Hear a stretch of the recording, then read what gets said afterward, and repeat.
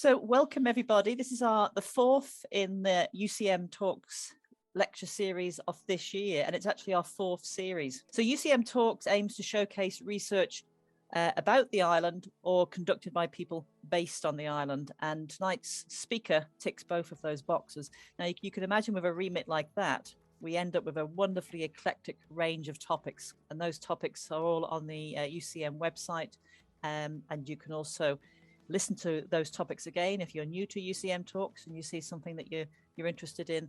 All talks are recorded, and you can listen again just by going onto the UCM website and clicking on the link.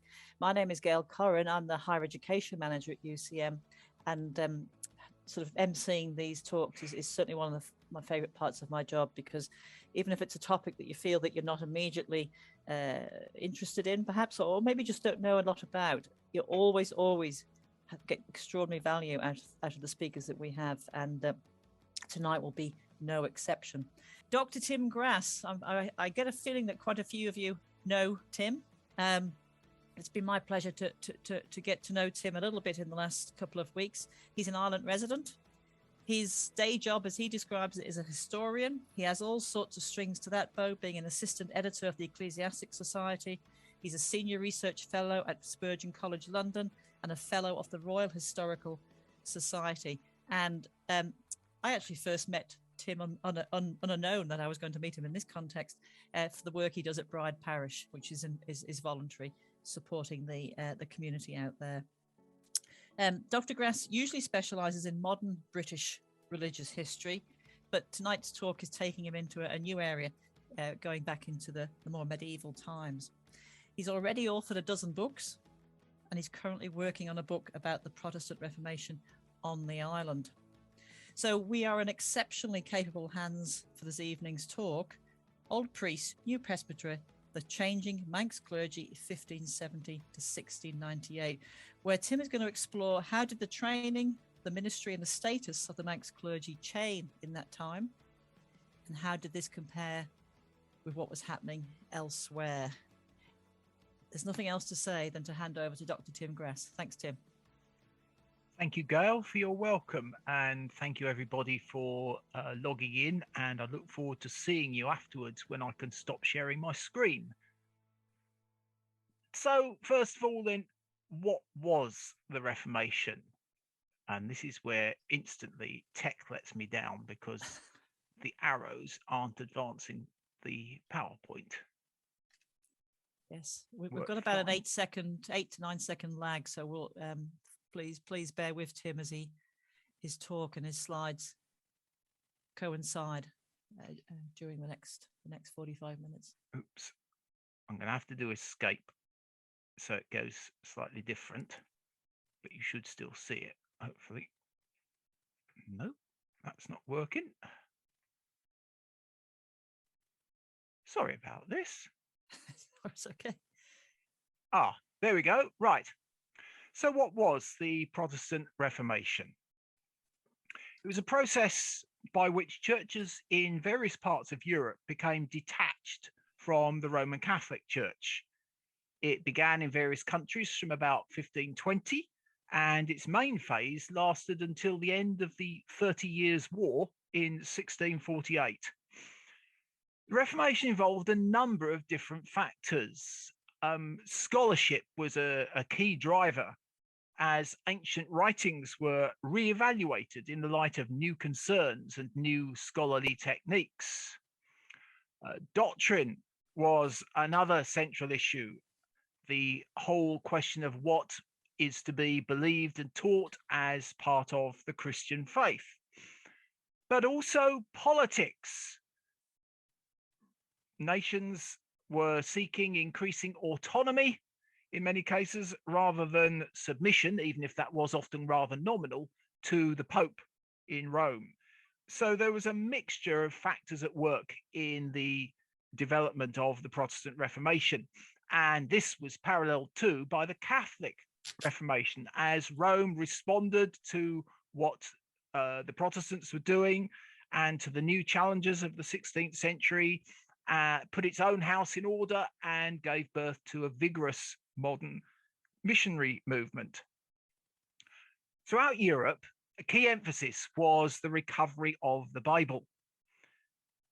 It was regarded as the word of God and therefore the final authority for life and faith.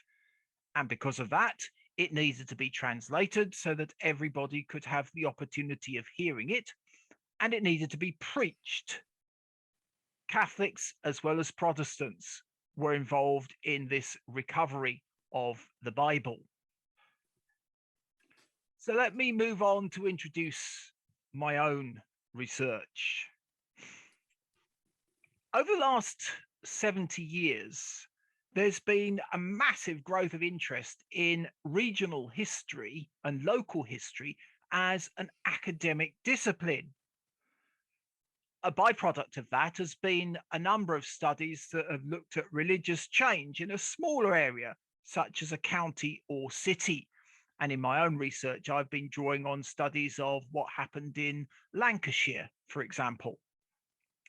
New issues have come to the fore, such as what it felt like for ordinary people to live through religious change. The traditional focus on official policy and official documents that marked books of, let's say, a century ago has been supplemented by the deployment of a much wider range of material, which I think has brought the subject and other subjects to life. As a result, in the field of religious history, the last 40 years have seen a number of what you might call revisionist accounts of the Reformation, not taking necessarily the same sort of line as older works would have taken. Questions such as, did things happen from the top down or the bottom up? Did most people want religious change? How far were they prepared to adapt when it came? And what doctrine had to do with it all anyway? All these sort of questions and others have provoked lively debate among scholars. But the Isle of Man has been something of an exception to this upsurge of regional scholarship. The main accounts that we have here, as you can see in that picture, go a long way back. A.W. Moore's Diocesan History of Sodor and Man appeared as long ago as 1893, and his History of the Isle of Man in 1900. Halfway between then and now, you have the Story of the Catholic Church in the Isle of Man by W.S. Dempsey, a work which came out in 1958, but tellingly anticipated some of the recent thinking about reform. For the 17th century, of course, we've got recent work on various specific issues, most notably the Quakers and at the other end of the spectrum, Bishop Barrow. But there's no recent overview of the Reformation, in spite of all the work across, though if I'm allowed a plug, you might find the start of that in an article that I've just published in Isle of Man Studies in the latest issue on the Reformation on the Isle of Man. What I'm doing, though, is to try and offer an account of what happened on the Isle of Man. I'm covering a long period from about 1570 to 1698, which was when Bishop Wilson arrived on the island. And I'm taking that long period because I believe that reform began later here, and that the whole period can actually be seen as one long wave of religious reform. So let me explain why I think that things started later here. Firstly, you've got to think about the Earls of Derby, the Stanleys. They occupied a parallel position in religious matters to the monarch in England. And the third Earl, Edward, who died in 1572, was a religious conservative. There was probably very little change before he died, apart from the dissolution of the monastic establishments on the island in 1540. But it's with the brief episcopate of John Salisbury, who arrived in 1570, that we begin to see change. And during that decade, we see a number of things happening almost concurrently, in no particular order of significance. The language that was used in recording wills switches from Latin to English. Oaths in church courts largely cease to be sworn upon the sacrament of the Mass. The English prayer book looks to have arrived here in the 1570s, although of course clergy conducting services would have had to translate it extempore into Manx. Between Salisbury's death in 1573 and early 1577, there was no bishop. So some of the change that was going on was down to the fourth Earl, Henry, who was a Protestant in his views and was at work to reform government as well. From the 1570s, you find clergy beginning to use Protestant terminology to describe themselves. Something like minister of the word of God, for example, rather than using the sort of Catholic terms that would have been used hitherto. Of course, the emergence of a Protestant body of clergy was a very gradual process. Those who are in post in parishes wouldn't suddenly all have disappeared or been replaced. Gradually over time, they would have been succeeded by others. Some would have conformed more or less willingly to the changes. The 1570s also mark a watershed in the keeping of civil and ecclesiastical records on the island. As a result, while until the 1570s it's very difficult to identify who the parish clergy were, it becomes increasingly easy after that point. But even by 1698, the process hadn't finished. Things that were taken for granted in England by the late 16th century were not yet in place here. Most notably, of course, the publication in the vernacular language of the Bible and the Book of Common Prayer, or sermons, or works of devotion, or of Christian theology.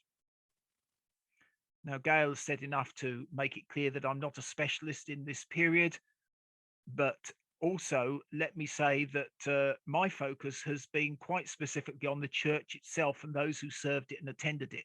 So I haven't got so much to say about things like tithes and land holdings.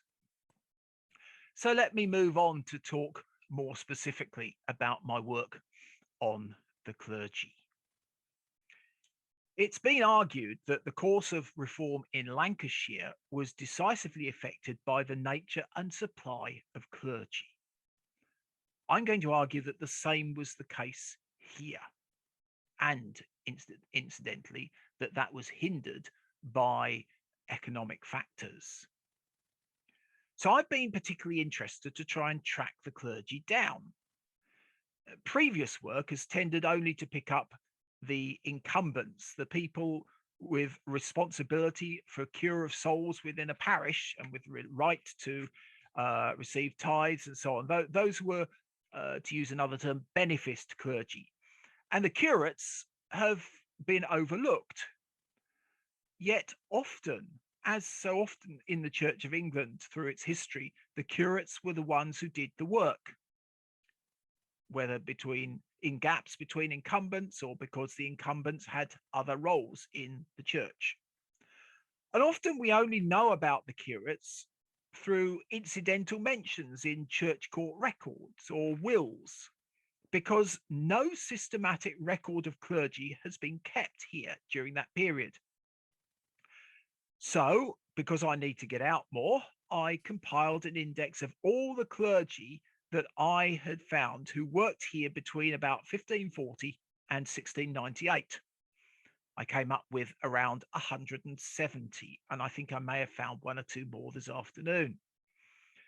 About a quarter of those never held an incumbency or a higher office in the diocese.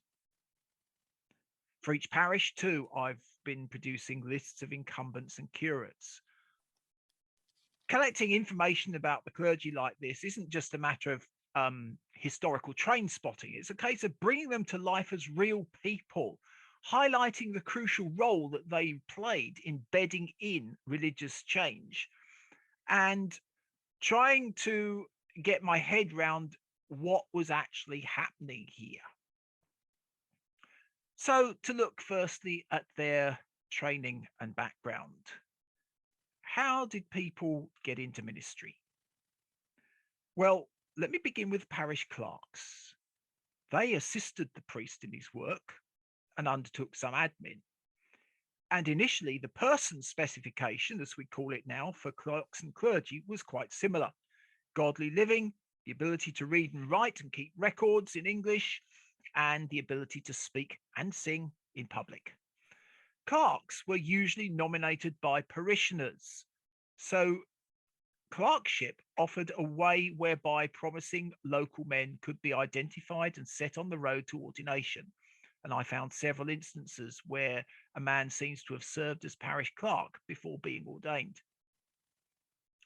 By the end of the period too, some clergy were beginning their lives as schoolmasters, who also had to be approved by the church. That's just one of the ways into ministry. Another would have been family, and I'll come to that more a little later on. But what about training? Unlike the Church of England today, training in this diocese at this time was largely unknown for much of the time. From 1580, clergy in the English church were expected to be graduates of one of the universities. That was the standard route into ministry. And by 1640, it's reckoned that 3/4 of clergy in most areas of England were graduates.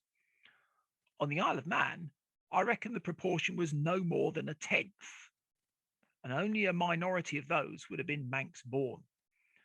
The graduates I've found were the bishops and archdeacons and a few other clergy from across, and after 1660, a few locals who studied at Trinity College, Dublin.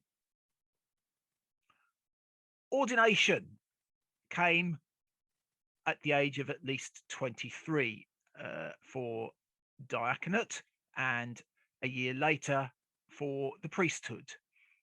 The canons of the Church of England of 1604, which were meant to govern diocesan policy, confirmed those ages and set out what was required of a man seeking ordination to the priesthood.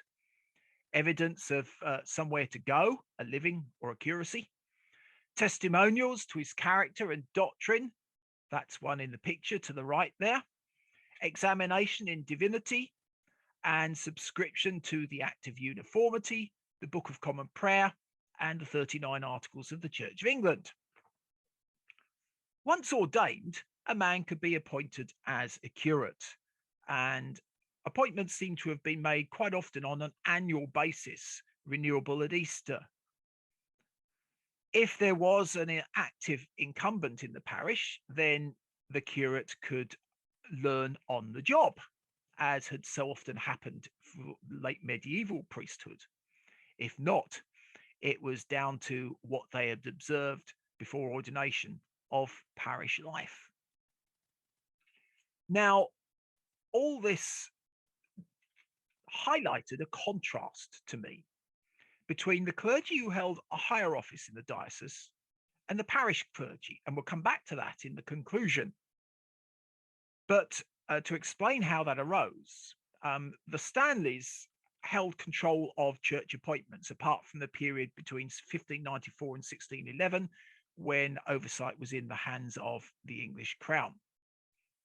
Many of the Stanley civil appointments were made from Lancashire families in their service, including most of the governors of the island.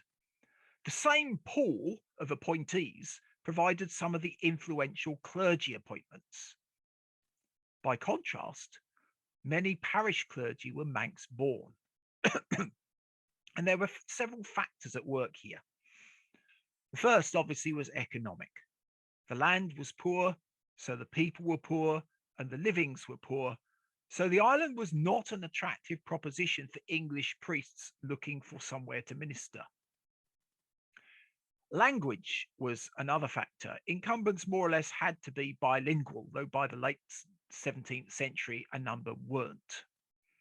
It was rare for clergy coming here from across to learn Manx well enough to preach in it.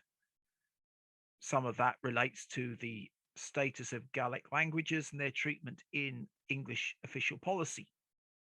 An exception was Bishop John Phillips, a Welshman who was archdeacon here and then also bishop from 1605 to 1633. Almost unique among the bishops of the island during this period in recognizing the importance of the Manx language. As early as 1610, he had produced a translation of the prayer book with the help of Hugh Cannell, vicar of Kirkmichael.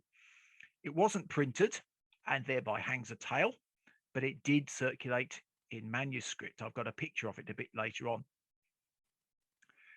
Another factor was family.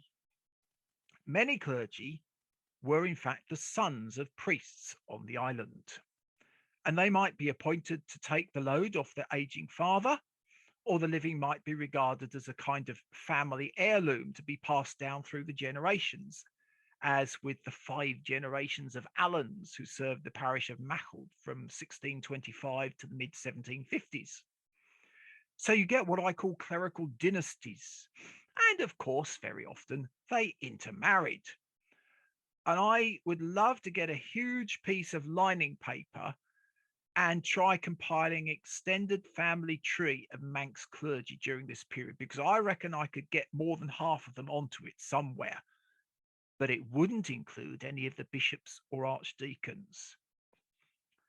Those networks of relationships gave, of course, scope for things to go wrong, and clerical family feuds were not unknown. I like the news of the world, all human life is there. So what about the social status of the clergy? Like many late medieval priests, these men had a similar socioeconomic background to their parishioners. They were active here in farming. Sometimes, however, they needed to earn extra to make ends meet. And quite often you find that they are keeping an ale house, or perhaps getting their daughter to do it on their behalf. More widespread was the practice of clergy charging a shilling to write a will and not accepting any wills written by people who were not clergy, so that in effect they established a monopoly in a lucrative trade. This led to complaints, and the clergy promised to reform in 1643, but in 1667 Bishop Barrow restored the practice. Later on, they were encouraged to keep a school in order to receive an augmented stipend, and will return to their educational role a little later too. And then there's that archetypal Manx question: who's your family? A while back I mentioned priests who were the sons of priests, and that might have introduced a question to your mind along the lines of, I thought Catholic priests were not supposed to marry. They weren't. But in 16th century Ireland and elsewhere in Europe, plenty of them were as good as married, in that they lived with a woman as their wife on a permanent basis.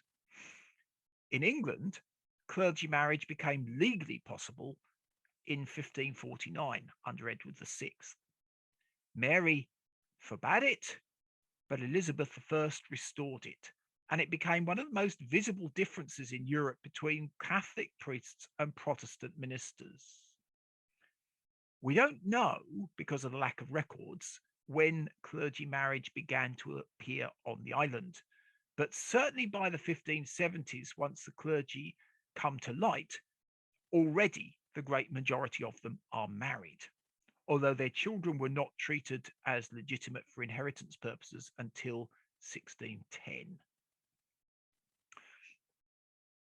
There was a change in social status, though, from being a good companion to being a man set apart over this period. The idea of the priest as educated, studious, and retired, rather than a man of the people, a good drinking partner, only gradually infiltrated life on this island. The medieval pattern, I would argue, was slower to change here than it was in England or Wales.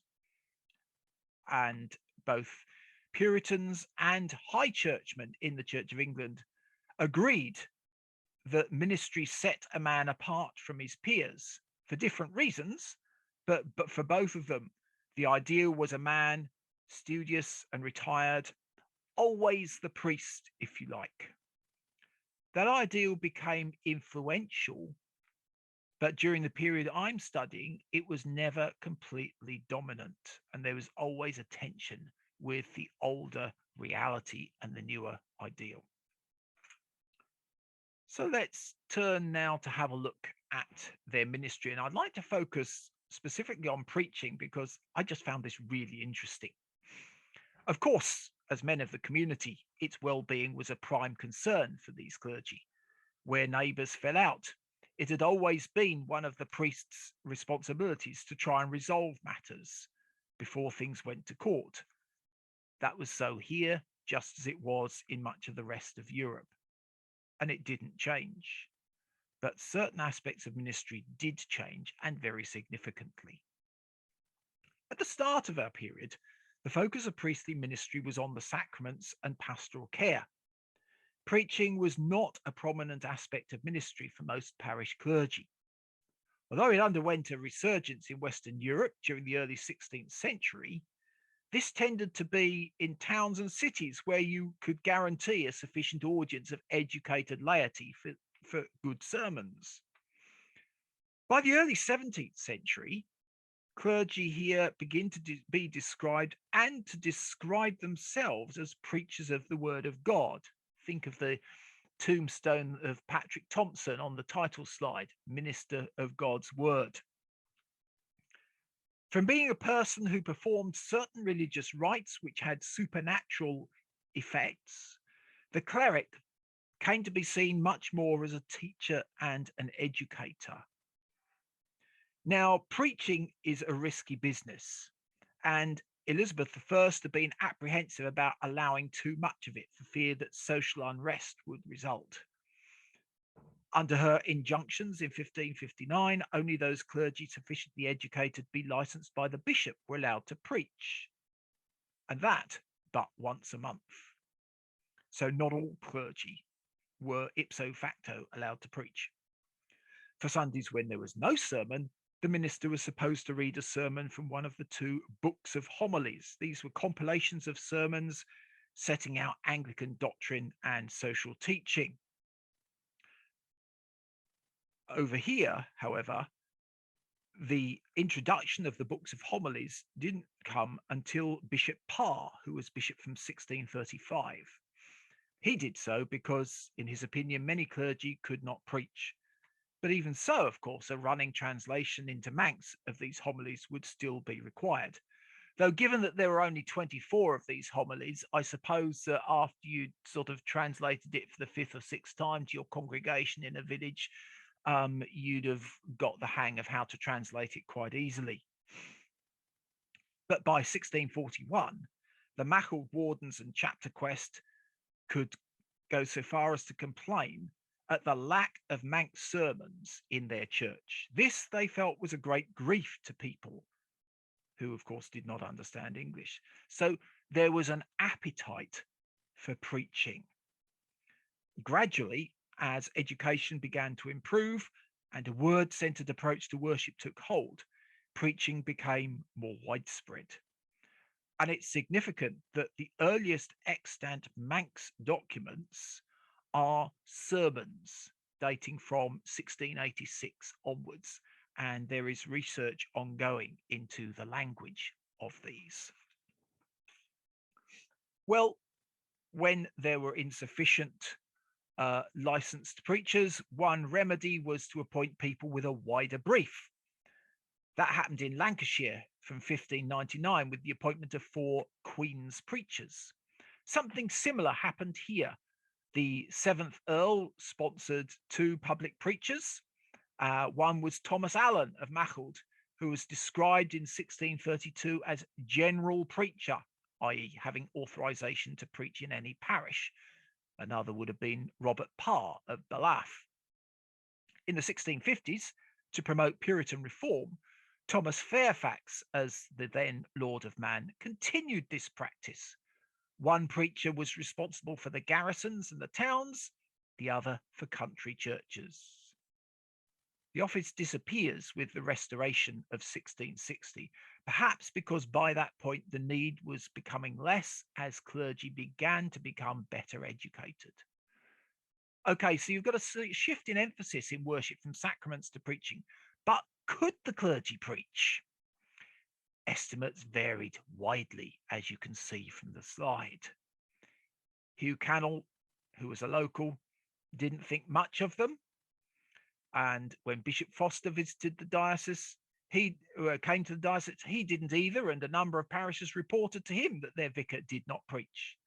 Bishop Parr, in 1637, described them as men of mean parts, who he was forced to ordain because the island was destitute of means for good and learned education.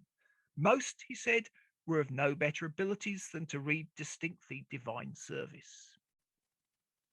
Now, it could be argued that Parr and later Bishop Barrow were overstating the darkness of the situation in order to show why their attempts at reform were needed. But there were well-educated clergy on the island. Take Nicholas Thompson, rector of Bath for 40 years from 1598. Fluent in English as well as Manx, and able to write in Latin, as the parish registers demonstrate. And a few ministers acquired quite respectable libraries. Two chaplains and library keepers at Castle Rushen, Charles Cool, who died in 1658, and John Crellin, who died around 1670, both had fair-sized libraries for the time. Even William Blundell from Lancashire, a Catholic recusant who visited the island in the late 1640s and who as a Catholic might have been expected to run down the quality of Protestant clergy, reckoned that their ministers are truly not unlearned. I did not converse with any one, but that I found him both a scholar and discreet. And around 1652, Commissioner, later Governor Challoner, wrote that considering the ministers here are generally natives and have had their whole education in the Isle, it's marvellous to hear what good preachers there be. But Parr did have a case. And during the 1650s, the island's Puritan rulers agreed with it. I'd like to unpack some of what happened during this decade.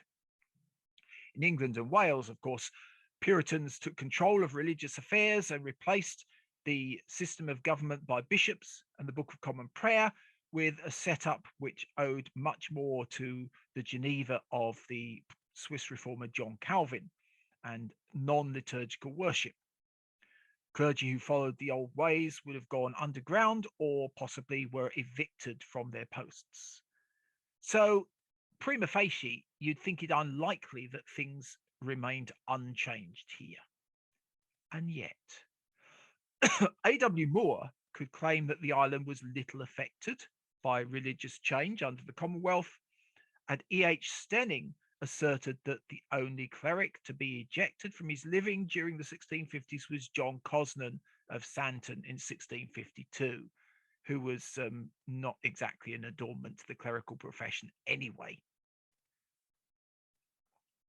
But something which many researchers have not picked up is that in 1652, Fairfax is said to have deposed some island clergy as mandated by the Council of State in Whitehall. And you see the report there. This comes from the funeral sermon preached by Fairfax's chaplain, Richard Stretton, in 1671.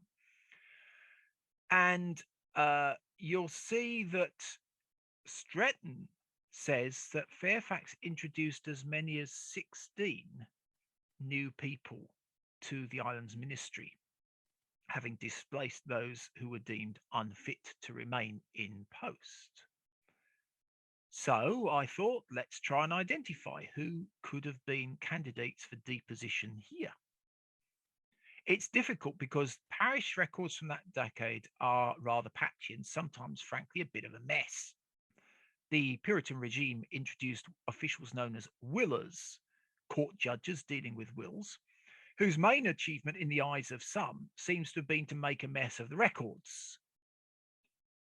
A superintendent was appointed, named Joshua Whitton. He was an Anglican clergyman, but he left little trace of his activity.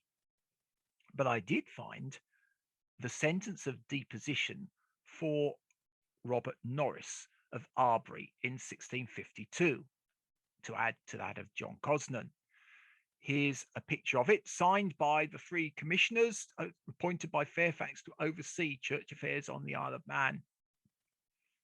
Upon the petition of the parishioners of Kirk Arbury exhibited to us against Sir Robert Norris, their minister, and upon full hearing of what the parishioners could object and prove against him, and what he could say in defence of himself, we find to our great grief, especially in a person of his calling and function, the said Robert Norris very scandalous in the whole course of his life and conversation, and therefore very unfit and incapable of having any pastoral charge or exercising any ministerial office or function within this isle, and do therefore hereby deprive him. And the said Sir Robert Norris stands hereby deprived of the vicarage of Kirk Arbury aforesaid. Other clergy too disappeared during this period. It's been hard to identify who was brought in to replace them with certainty, but a number did begin their recorded ministry here during this decade. So it is at least possible that there was a fairly significant turnover in the clergy. And if you add to that the unsettlement resulting from the changes in the mode of worship, I would suggest that it's possible that the Manx Church was affected more than previously thought by the events of the 1650s. Okay, so what about the period after that, the Restoration? Well, few clergy were removed from office. Most appear to have conformed fairly readily. There's little evidence of clergy being disciplined for matters of Puritan conscience, which is just as well because there was a continuing shortage. But it may be that some degree of nonconformity continued because in 1685, Bishop Levinz found it necessary to instruct ministers to read the service in the correct order without shortening or displacing parts of it. Alternatively, of course, it may simply have been that some of them hadn't been trained properly or were incompetent.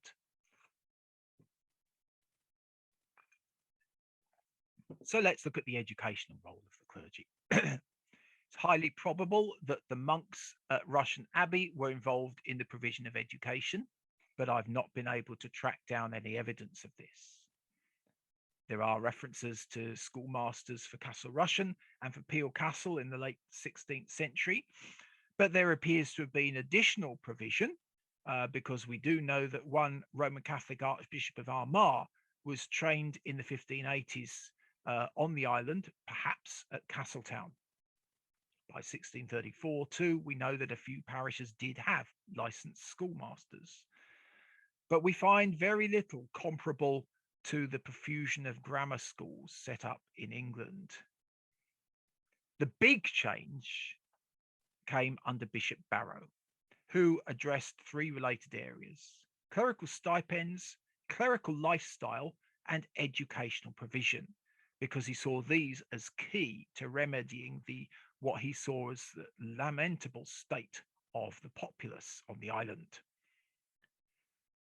Now, whereas in the post-1660 Church of England, a curacy would have an average income of 20 to 30 pounds a year, here clerical incomes were just a fraction of that, perhaps closer to the average during the reign of James VI and I, which was between 4 and 10 pounds. And in 1661, they petitioned Charles II to help them out, complaining that their livings were only 5 to 7 pounds a year, so that they were obliged to use mechanic arts for subsistence. More was needed. Taking stock after his appointment in 1663, Barrow reported that the island's ministers did preach, but were themselves much fitter to be taught, being very ignorant and wholly illiterate, having no other education than what that rude place afforded them. He was a university man. Nor any books among them, nor they intelligent of any but English books, which came very rarely thither, the poverty of the clergy giving no encouragement to such merchandise. They were forced to engage in other occupations to make ends meet, and that, plus their ignorance, rendered them most contemptible to the people, he wrote.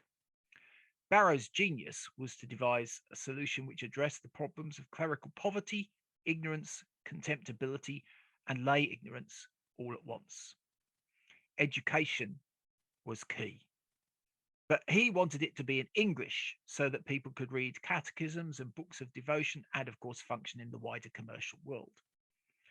The clergy were to bear prime responsibility for providing education in the parishes, and they, of course, needed to be sufficiently educated themselves in order to do so. Of course, Barrow also sought to set up an academical school, that so there may grow up a clergy of such knowledge and learning among them as may deserve an esteem from and carry an authority among the people, and the people more cheerfully and confidently accept them for their spiritual guides, and more readily listen to their doctrine and submit to their directions.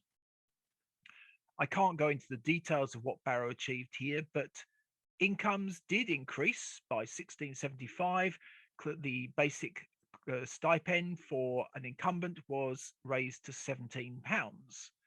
Schools had been set up in every parish, with a grammar school, of course, in Castletown. But Barrow didn't succeed really in establishing his university level institution. Tying clerical income to educational provision continued to be a key aspect of attempts to solve both issues.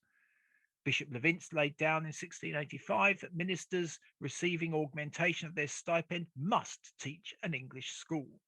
And because the ministers complain that they are discouraged from teaching school because the parishioners send not their children to them, they are hereby enjoined to present the parents of such children that are fit for the school and not sent thither. The ministers certainly worked hard to do that, as church records show. But when Levinz died in 1693, the see was left vacant for 5 years in order to accumulate funds towards the repair of the cathedral. And without a bishop to press their case, the royal grant towards augmenting clergy stipends ceased to be paid, and their income declined significantly. Now, an aspect of the educational role of the clergy that often is overlooked is that of catechizing, the teaching of Christian belief and practice using a question and answer format in preparation for confirmation and admission to communion.